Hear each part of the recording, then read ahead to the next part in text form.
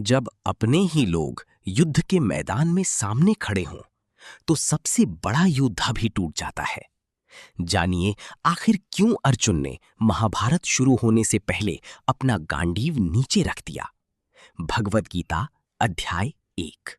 भगवद गीता का उपदेश एक ही वंश के दो चचेरे भाइयों कौरव और पांडवों के मध्य हुए महाभारत युद्ध की रणभूमि पर दिया गया।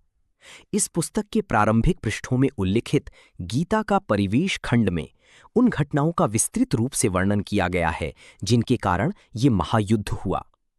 भगवद गीता का प्रारंभ राजा धृतराष्ट्र और उसके मंत्री संजय के वार्तालाप से होता है।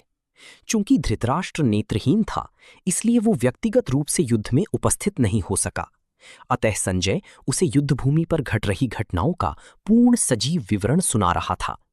संजय महाभारत के प्रख्यात रचयिता वेदव्यास के शिष्य थे। ऋषि वेदव्यास अपनी अलौकिक शक्ति के द्वारा सुदूर प्रदेशों में घट रही घटनाओं को प्रत्यक्ष रूप से देखने में समर्थ थी। अपने गुरु की अनुकंपा से संजय ने भी दूरदृष्टि की दिव्य चमत्कारिक शक्ति प्राप्त की थी। इस प्रकार से वो युद्धभूमि में घटित सभी घटनाओं को दूर से देख सका।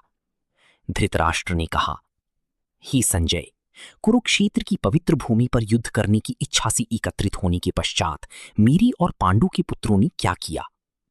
संजय ने कहा, ही राजन, पांडवों की सेना की व्यूह रचना का अवलोकन कर राजा दुर्योधन अपने गुरु द्रोणाचार्य के पास जाकर इस प्रकार बोले।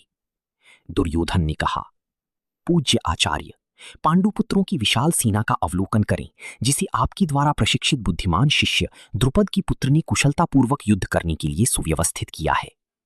यहां इस सेना में भीम और अर्जुन के समान बलशाली युद्ध करने वाले महारथी